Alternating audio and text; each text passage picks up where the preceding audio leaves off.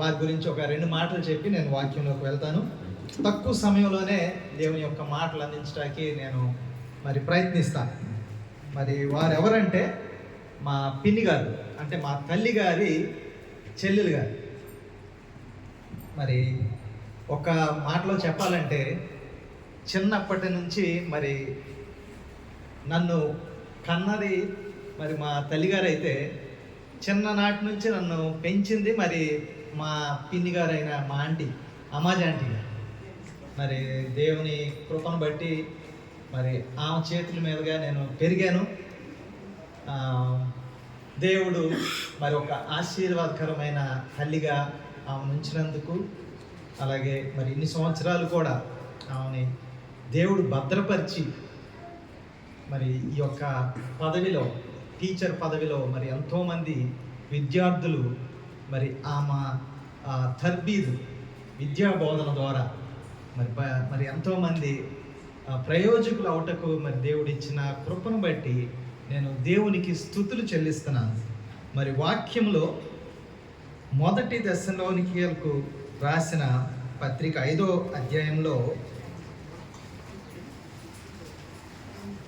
16వ వచనాన్ని మనం చదువుకుందాం. ప్రతి విషయమునందు కృతజ్ఞతాస్తుతులు చెల్లించుడి, ఇలాగు చేయుట యేసుక్రీస్తునందు మీ విషయంలో దేవుని చిత్తము. ఇక్కడ మరి ప్రతి విషయంలో కూడా దేవునికి స్తుతులు చెల్లించాలి అని ఇక్కడ అపోస్తులుడైన పౌలు గారు ఈ యొక్క సంఘానికి రాస్తూ ఉన్నాడు. మనం ప్రతి విషయంలో కూడా స్తుతులు చెల్లించాలి. మరి ఇన్ని సంవత్సరాలు కూడా ఉద్యోగం చేయుటకు, మరి విద్యా బోధనలో చేయుటకు మరి శారా హితవచని గారికి దేవుడు ఎంతో తోడై ఉండి మరి ఆమె బయటకు వచ్చి మరి ఆ యొక్క స్కూల్కి వెళ్తున్నప్పుడు అలాగే వెళ్ళడానికి దేవుడు శక్తినిచ్చాడు. అలాగే అక్కడ బోధించుటకు జ్ఞానాన్ని ఇచ్చాడు. అలాగే దేవుడు వారిని మంచిగా తర్బీదు చేయుటకు వారికి ఓర్పునిచ్చాడు. పిల్లల్ని తర్బీదు చేయటం అంటే మామూలు విషయం కాదు. ఇక్కడ టీచర్స్ ఎంతమంది ఉన్నారో నాకు తెలియదు, కానీ టీచర్స్ ఆ పిల్లల్ని తట్టుకోవటం అంటే మామూలు విషయం కాదు. వారి శక్తి అంతా మరి ఆల్మోస్ట్ జీరోకి వచ్చేస్తుంది అనమాట. అంటే వాళ్ళ పిల్లలు అనగా గోల చేస్తూనే ఉంటారు, అల్లరి చేస్తూనే ఉంటారు. ఎందుకంటే అది వారి లక్షణం, అది పిల్లల లక్షణం. వారు గొడవ చేయకపోతే ఆశ్చర్యపోవాలి, కానీ గొడవ చేస్తున్నారంటేనే పిల్లలు. సో పిల్లల గోల తట్టుకోవాలంటే మామూలుగా ఉండదు. అవునా కాదా చెప్పండి? నేను మీతోనే మాట్లాడుతున్నాను. సో వారిని తట్టుకోవాలంటే మామూలుగా ఎంతో ఎనర్జీ కావాలి. కానీ దేవుడు ఆ సహనాన్ని నిజంగా టీచర్స్కి దేవుడు ఇచ్చాడు. అలాగే మా ఆంటీ కూడా చాలా సహనం, చిన్నప్పటి నుంచి కూడా మరి సహనంగా ఇంటి పనులు కానీ మరి చాలా మరి ఒక విధంగా చెప్పాలంటే సామెతలు చివరి అధ్యాయం 31వ అధ్యాయంలో ఈ విధంగా రాయబడి ఉంటుంది.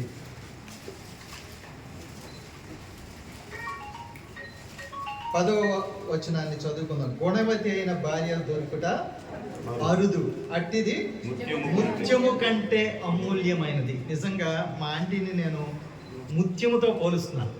ఎందుకంటే మా బాబాయ్ సతీష్ బాబు గారు, మల్లిపూడి సతీష్ బాబు గారికి మరి మా ఆంటీ దొరకడం అనేది ఒక ముత్యం అని నేను గర్వంగా చెప్తున్నాను.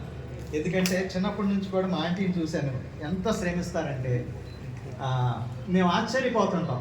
ఎప్పుడు లెగుస్తారు, ఎప్పుడు రెడీ అవుతారు, ఎప్పుడు వంటలు చేస్తారు, ఎప్పుడు స్కూల్స్కి వెళ్తారు.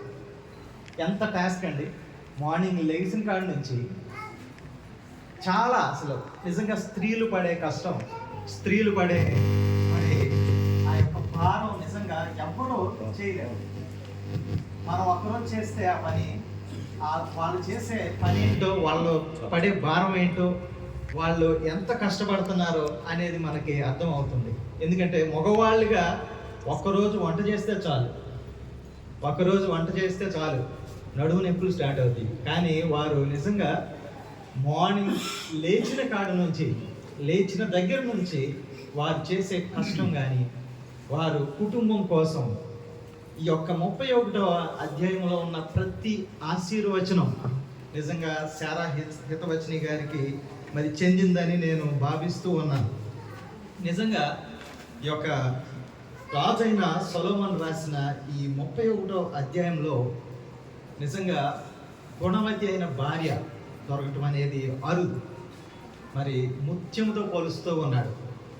మరి ముత్యంలాగా మా ఆంటీ మరి మా బాబాయికి ఒక కిరీటంగా ఉంది. కిరీటంగా ఉండటమే కాదు, మరి చక్కగా అన్నీ ఎవ్రీథింగ్ ఆర్గనైజ్డ్గా. నేను ఒకసారి వచ్చి 2 రోజులు ఉన్నాను మా ఆంటీ వాళ్ళ ఇంట్లో. ఒకరోజు ఓబేద్ రాజన్ వాళ్ళ మీటింగ్స్కి వచ్చినప్పుడు ఒకరోజు ఉన్నాను. ఎప్పుడు పడుకున్నారో తెలియదు, ఎప్పుడు మార్నింగ్ లేచారో తెలియదు. నేను లేచే టైంకి ఎవ్రీథింగ్ అన్నీ రెడీ అయిపోయింది, అన్నీ సిద్ధపరిచేశారు. సిద్ధపరిచి టిఫిన్ కూడా రెడీ అయిపోయింది. అంత చాలా స్పీడ్గా మళ్ళీ రెడీ అయిపోవడమే కాదు, అక్కడ నుంచి మీటింగ్కి వెళ్ళాలి, పరిచర్కి వెళ్ళాలి. దానికి సిద్ధపడి అన్నీ ఎప్పుడు నేను అనుకున్నాను ఎప్పుడు లేచి ఉంటారు, ఎప్పుడు రెడీ అయి ఉంటారు, ఈ టిఫిన్స్ ఇవన్నీ ఎప్పుడు చేసి ఉంటారు. నిజంగా దేవుడే ఆ ఓర్పును దయచేస్తాడు. సో ఈ విరమణ అనేది, ఉద్యోగ విరమణ అనేది జస్ట్ అక్కడికి ఒక పాజ్ మాత్రమే, ఏది సెక్యులర్ యొక్క ఉద్యోగానికి అంటే పిల్లలకు బోధించే విషయంలో. కానీ నేనేమంటానంటే మరి అలాగే బైబిల్ కూడా ఏమంటుందంటే ఇది ఆరంభం, ఇది ప్రారంభం. దేనికి ప్రారంభం అంటే దేవునికి దగ్గర అవటం, దేవుణ్ణి ప్రార్థించుటకు దగ్గర అయ్యే సమయం ఎక్కువ ఉంటుంది. ఎందుకంటే ఉద్యోగం చేసేటప్పుడు సమయం కేటాయించలేము. ఎందుకంటే ఉద్యోగం టైంకి వెళ్ళిపోవాలి. టైంకి వెళ్ళి మరి ఇప్పుడు మరి ఇక్కడ టీచర్స్కి బయోమెట్రిక్ ఉందో నాకు తెలియదు, కానీ చాలా ఉంటుందా, బయోమెట్రిక్ ఉంటుంది. వెళ్ళి వాళ్ళు కరెక్ట్గా వెళ్ళి ఆ బయోమెట్రిక్ వేసి ఈరోజు హాజరయ్యామా లేదా అనేది వెళ్ళాలి. సో ఇప్పటి నుంచి ఏంటంటే మచ్ టైం అంటే దేవునికి దగ్గర అయ్యే సమయం ఇది. అలాగే సంఘానికి ఎప్పుడు మరి చేదోడు వాదోడుగా మరి సంఘానికి అంటిపెట్టుకుని ఉండే సమయం అన్నమాట. నిజంగా ఈ సమయంలోనే దేవుడు మరి నూతన బలాన్ని దయచేస్తాడు. మరి యెషయా గ్రంథం మనకి 43వ అధ్యాయంలో ఈ విధంగా రాయబడి ఉంటుంది, ఇదిగో నేను ఒక నూతన క్రియ చేయుచున్నానని. సో ఇది నూతన క్రియకు ప్రారంభం. ఈ ఉద్యోగ విరమణ ఏంటంటే నూతన క్రియ. దేనికి? ప్రార్థించుటకు, దేవునికి దగ్గర అవుటకు, అలాగే వాక్యములో ఇంకా బలంగా మరి సాగుటకు దేవుడు ఇచ్చిన సమయం. మరి ఆంటీకి నేను చెప్తాను, ఇక్కడ నుంచి ఈ విరమణ నుంచి ఇంకా దేవునికి దగ్గర అవ్వాలి, ఇంకా దేవునితో మరి సమయాన్ని ఎక్కువ గడపాలి. ఎందుకంటే ఉద్యోగం చేసేటప్పుడు సమయం తక్కువ ఉంటుంది. కానీ ఉద్యోగం మరి విరమణ అయింది కనుక దేవునితో ప్రారంభం అవుతుంది. ఇప్పుడు ఏంటంటే ఎక్కువ టైం, మనకు మంచి టైం దేవుని కోసం మనం మరి వాక్యం చదువుటయందు, ప్రార్థించుటయందు, కుటుంబం కోసం ప్రార్థించుటయందు మరి ఇంకెక్కువగా దేవునితో సమయాన్ని గడిపితే, అలాగే లేచిన తర్వాత దేవునికి కృతజ్ఞతాస్తుతులు చెల్లించి మరి దినం ప్రారంభించినప్పుడు దేవుడు ఆ యొక్క రోజును ఆశీర్వదిస్తాడు. అలాగే ఆ రోజులో ప్రతి క్షణమందు దేవుని యొక్క కాపుదల, క్షేమం మరి దొరుకుతుంది. గతించిన సంవత్సరాలు అంటే ఉద్యోగం చేసిన సంవత్సరాలు మరి ఆయన యొక్క కృప చూస్తే ఎంత గొప్పగా ఉంది. ప్రతిరోజు ఇంటి నుంచి బయటకు వెళ్తున్నప్పుడు, వస్తున్నప్పుడు ఆయన శ్రద్ధ, ఆయన కాపుదల, ఆయన భద్రత, ఆయన ఇచ్చే బలం, ఆయన ఇచ్చే మరి శక్తి మరి ఎంత గొప్పదో చూడండి. మరి ప్రతి కీడు నుంచి కూడా ప్రతిరోజు దేవుడు తప్పిస్తూనే ఉంటాడు. రోడ్డు ప్రమాదాల నుంచి దేవుడు తప్పించాడు, మరి అనేకమైన ప్రమాదాలు. ఎందుకంటే మనకి తెలిసినవి కొన్నే ఉంటాయి, కానీ దేవుడు తప్పించేవి అనేకమైనవి ఉంటాయి. అవి మనకి అర్థం కావు. అది దేవుడే తప్పిస్తాడు. ఆయన తన దూతలను ఆజ్ఞాపించి 91వ కీర్తనలో ఉన్న విధంగా ఆయన తన దూతలను ఆజ్ఞాపిస్తాడంట. వారు తమ చేతుల మీద ఎత్తి పట్టుకుంటారు. ఆ విధంగా మరి ఆంటీకి చక్కటి ఓర్పును దేవుడు దయచేశాడు. చేసి ఆ ఉద్యోగం చేయటంలో మరి చూడండి, నేను అంటాను అన్ని జాబ్స్ కంటే కూడా టీచర్ జాబ్ అనేది చాలా ప్రెషియస్, అంటే చాలా విలువ కలిగింది. ఎందుకంటే వారి చేతిలో నుంచి విద్యార్థులు బయటకు వస్తారు. బయటకు వచ్చి వాళ్ళు మంచి ప్రయోజకులు అవుతారు. నిజంగా అదొక ఆ మిషన్ అనేది చాలా గొప్పది. ఎందుకంటే చిన్ననాటి నుంచి వారికి మంచి క్రమశిక్షణ నేర్పుతారు. ఎవరు నేర్పుతారంటే తల్లిదండ్రుల తర్వాత ఈ మధ్య ఇప్పుడు తల్లిదండ్రులు నేర్పట్లేదు అంతగా, ఎందుకంటే బిజీ లైఫ్ అయిపోయి వాళ్ళని నేర్పలేని పరిస్థితి అయిపోతుంది. ఏదో ఒకటిలే అనేది వదిలేస్తున్నారు. కానీ ఇదివరకు తల్లిదండ్రులు మొదటి గురువులు అనేవాళ్ళు. ఆ తర్వాత నెక్స్ట్ గురువు ఎవరంటే స్కూల్లో టీచర్సే వాళ్ళు చెప్పే విద్యా బుద్ధులు అనేవారు. ఆ విద్యా బుద్ధులను బట్టి ఈ యొక్క ప్రతి స్టూడెంట్ కూడా ఒక మంచి నడవడికలో మంచి మరి క్రమశిక్షణ కలిగిన మరి విద్యార్థిగా మార్పు చెందుతూ ఉంటారు. మరి ఈ విధంగా చూసుకుంటే మరి ఆంటీ గారి చేతుల మీదుగా మరి ఎంతమంది మరి విద్యార్థులు వచ్చి ఉంటారు, మరి ఎంతమంది ప్రయోజకులై ఉంటారు. మరి వాటన్నిటికీ మరి దేవుడు చూపిన ఉచితమైన కృప, మరి ఉచితమైన మరి ఆయన ఇచ్చిన ఈవులు నిజంగా చాలా గొప్ప విషయం. వారి ద్వారా మరి అనేక మంది ఆశీర్వదింపబడ్డారు. అంటే మనం ఆశీర్వదింపబడటమే కాదు, మన ద్వారా అనేకులు ఆశీర్వదింపబడాలనేది వాక్యం చెప్తూ ఉంది. మనం దీవించబడటమే కాదు, కానీ మన ద్వారా అనేకులు దీవించబడాలి. లివ్ అండ్ లెట్ లివ్ అనే ఒక మంచి స్లోగన్ ఉంటుంది. అంటే ఏంటంటే మనం బ్రతకాలి, మనతో పాటు 10 మందిని బ్రతికించాలి.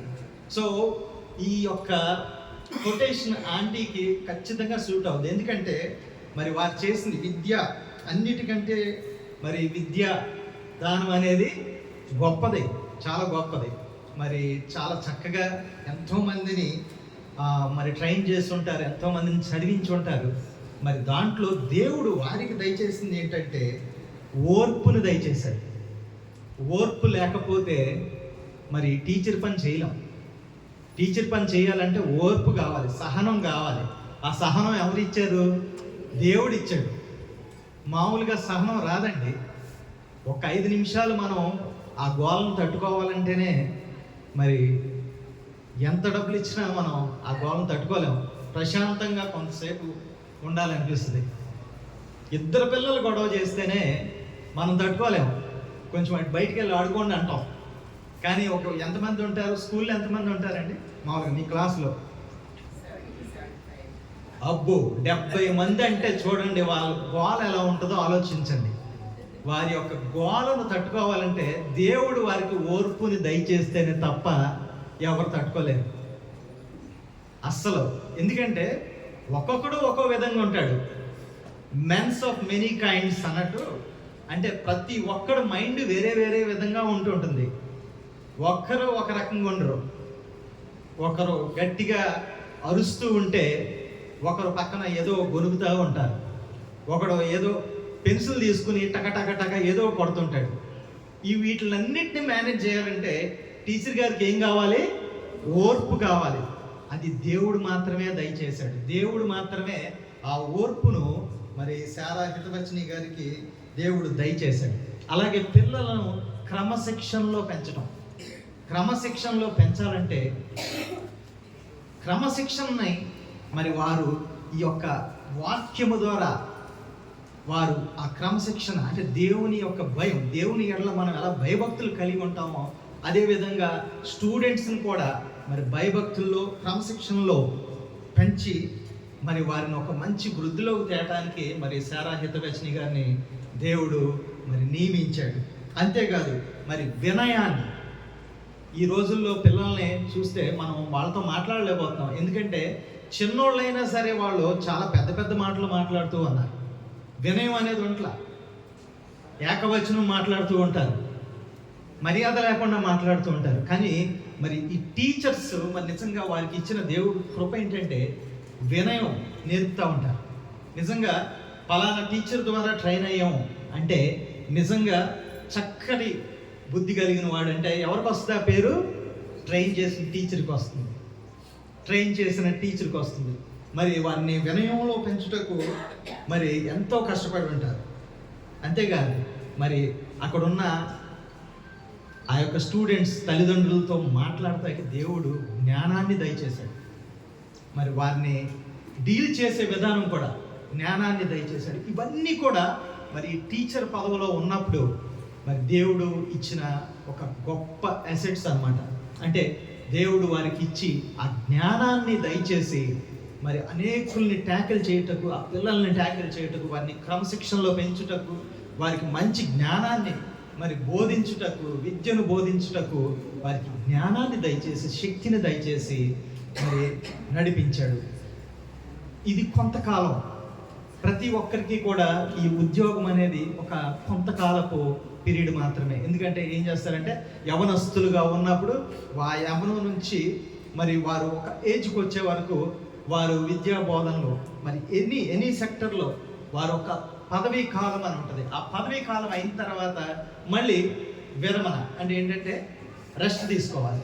ఇప్పుడు వరకు మీరు చాలా కష్టపడ్డారు, ఇక్కడ నుంచి మీరు రెస్ట్ తీసుకోండి, ఈ అవకాశం ఇంకొకరికి ఇస్తాము అని మరి ఇంకొకరికి అవకాశం ఇస్తూ ఉంటారు. సో రెస్ట్ ఎందుకంటే చేసిన కాలం అంతా చేశారు, ఇప్పుడు నుంచి రెస్ట్. కానీ మన బైబిల్ ప్రకారం, మన యొక్క దేవుని వాక్య ప్రకారం మనకి ఏమని సెలవిస్తుందంటే this is a beginning, this is a beginning. ఎందుకంటే మనం అబ్రహాం గారిని చూసుకుంటే ఆయన వృద్ధాప్యమందు మరి దేవుడు ఆయన ఆశీర్వదించాడు, ఆయనకి కుమారుణ్ణి దయచేశాడు, అలాగే ఆయన యొక్క సంతాన్ని వృద్ధి చేశాడు.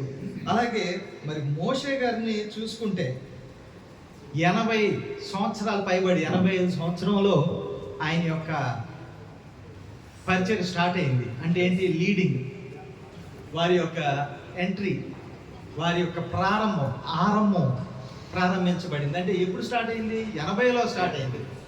సో నేను చెప్పేది ఏంటంటే మా ఆంటీకి మచ్ టైం, మీకు ఇంకా టైం ఉంది. మీరు ఏంటంటే ప్రార్థనలో ఇంకా ముందుకు మరి దేవునికి దగ్గర అయిపోవాలి.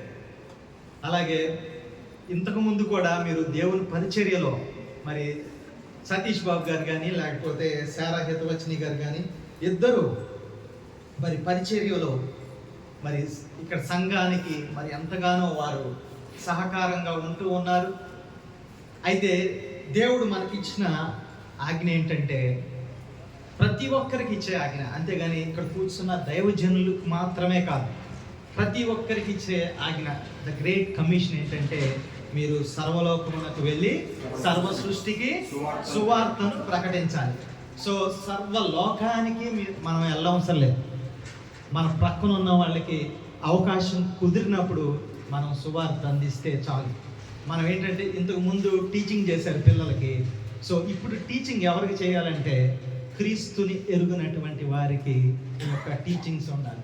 మీ యొక్క స్కిల్స్, మీ యొక్క ఓర్పు, మీ యొక్క జ్ఞానం, ఇవదంతా కూడా ఇప్పుడు మీరు క్రీస్తుని పరిచయం చేయటకు ఈ యొక్క శాశ్వత జీవితంలో మరి అనేకులను క్రీస్తు తట్టు తిప్పుటకు మీరు ఒక సాధనంగా మారాలి.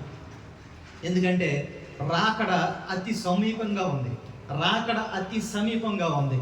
ఆయన ఎప్పుడు ఎలా వస్తాడో మనకు తెలియదు. ఇక్కడ బైబిల్లో కూడా ఆయన దొంగ వలె, మరి దొంగ ఎప్పుడు వస్తాడో తెలుసా మనకి? మన ఇంటికి ఎప్పుడన్నా దొంగ ఎప్పుడు వస్తాడని చెప్పి వస్తాడా? ఫోన్ చేసి వస్తాడా? నో, ఎప్పుడు వస్తాడో తెలియదు. కానీ దేవుని రాకడ కూడా మరి చాలా సమీపంగా ఉంది. రోజులు మరి మారిపోతూ ఉన్నాయి. మరి ఈ యొక్క దేవుని రాకడ అతి సమీపంగా ఉంది. కనుక మనం ఏం చేయాలంటే దేవుని రాజ్యాన్ని కట్టాలి. ఇంతవరకు మరి స్కూల్లో మరి పిల్లలు వారి విద్య వారిని క్రమశిక్షణలో పెంచడం, ఈ పనిలో మరి ఇన్ని సంవత్సరాలు కూడా దేవుడు మీకు కృపనిచ్చాడు, అలాగే బలాన్ని ఇచ్చాడు, శక్తినిచ్చాడు, జ్ఞానాన్ని ఇచ్చాడు, ఓర్పునిచ్చాడు. మరి ఆయన ఆ యొక్క మరి ఉద్యోగంలో మిమ్మల్ని దేవుడు వాడుకున్నాడు. అయితే ఈ యొక్క మరి 60 సంవత్సరాల తర్వాత చేసే పని ఏంటంటే, ఉద్యోగం విరమణ తర్వాత దేవునికి దగ్గరగా ఉండి మరి అనేకులను దేవుని యొక్క రాజ్యము వైపు మరి మనం త్రిప్పుతూ ఉండాలి.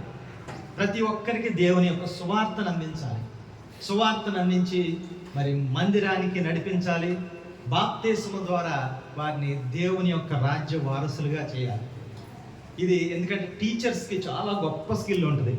ఎటువంటి లొంగని విద్యార్థినైనా సరే వారు చక్కగా వారి మాటలతో, వారి యొక్క కౌన్సిలింగ్తో మార్చేస్తారు. కౌన్సిలింగ్తో వాడు ఎంత చెడ్డోడైనా సరే వాడిని ఎలా కౌన్సిల్ చేస్తారో తెలియదు, కానీ వాడు నెక్స్ట్ డేకి మంచి బాలుడు అయిపోతాడు. ఎస్, మంచి బాలుడిగా వాళ్ళు మారుస్తారు. ఎందుకంటే దేవుడు ఆ టీచర్స్కి అంత మంచి స్కిల్ ఇచ్చాడు. అంత మంచి వాళ్ళని ఎలాగ మౌల్డ్ చేయగలగరో, చక్కగా ఎలాగ ఒక బంగారాన్ని ఎలా షేపప్ చేస్తారో, అలాగే టీచర్స్కి దేవుడిచ్చే మంచి ఒక జ్ఞానం ఏంటంటే వారిని చక్కగా మౌల్డ్ చేస్తారు. కానీ అదే టీచర్స్ దేవుని యొక్క పరిచర్యందు, దేవుని యొక్క మరి నామాన్ని ప్రకటిస్తూ మరి తెలియని ప్రజలకు మీ సమయాన్ని వెచ్చించండి. మీ సమయాన్ని వెచ్చించి దేవుని యొక్క పరిచర్యలో మీరు కూడా పాలిభాగస్తులు అవ్వాలని నేను కోరుచున్నాను. ఎందుకంటే రాకడ అతి సమీపంగా ఉంది. మనం ఏం చేయాలంటే, టైం తక్కువగా ఉంది కాబట్టి మనం వెంటనే ఈ యొక్క హార్వెస్ట్ని అనగానే ఈ యొక్క పంటను మనం కోయాలి. ఎందుకంటే మరి పంట చాలా విస్తారంగా ఉంది, కానీ కోసే పనివారు చాలా తక్కువ, పొదువుగా ఉన్నారని వాక్యంలో సెలవిస్తుంది. కనుక మన వాక్యం ఈ మనం విత్తేమంటే మనం విత్తిన విత్తనం ఏదో ఒక రోజు ఫలిస్తుంది. మనం ఏం చేయాలంటే విశ్వాసంతో విత్తాలి.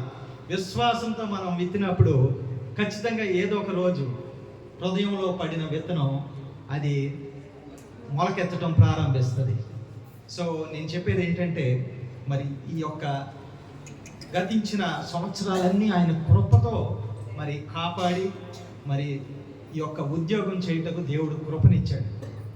మరి రానున్న సంవత్సరాలు మరి దేవుడు దీర్ఘాయుషును మరి సారా హితవచని గారికి దయచేసి వారిని మరి దేవుని యొక్క రాజ్య వారసులుగా, వారిని కట్టే వారసులుగా వారిని చేయాలని, అలాగే రానున్న రోజుల్లో ఇంకను మరి బలాన్ని దేవుడు దయచేసి కుటుంబాన్ని మరి దేవుడు ఇప్పటికే చక్కగా ఆశీర్వదించాడు. మరి ఎన్నో నూతనమైన కార్యాలు మరి వారి యొక్క కుటుంబంలో దేవుడు మరి చేస్తూ ఉన్నాడు. అందుని బట్టి నేను దేవునికి స్తుతులు చెల్లిస్తున్నాను. అలాగే ఇంకా రానున్న రోజుల్లో మరి ఈ కుటుంబం ద్వారా మరి సువార్త వెదజల్లాలని, అలాగే సువార్త పరిచర్యలు ప్రారంభించబడాలని, అనేకులు దేవుని తట్టు త్రిప్పబడాలని, అలాగే వీరి ద్వారా అనేకులు ఆశీర్వదింపబడి మరి దేవుని రాజ్య వారసులుగా వారు చేర్చబడాలని నేను కోరుచు మరి దేవుడి మాటల్ని నేను మరి ముగిస్తున్నాను. సమయం లేదు కనుక నేను నా యొక్క వాక్యాన్ని ఇంకనూ తగ్గించి నేను మాట్లాడడం జరిగింది. మరి ఆంటీకి మరి స్పెషల్గా మరి హ్యాపీ రిటైర్మెంట్ డే ఆంటీ. దేవుడు మిమ్మల్ని సియోనులో నుంచి ఆశీర్వదించును గాక. ఆమేన్.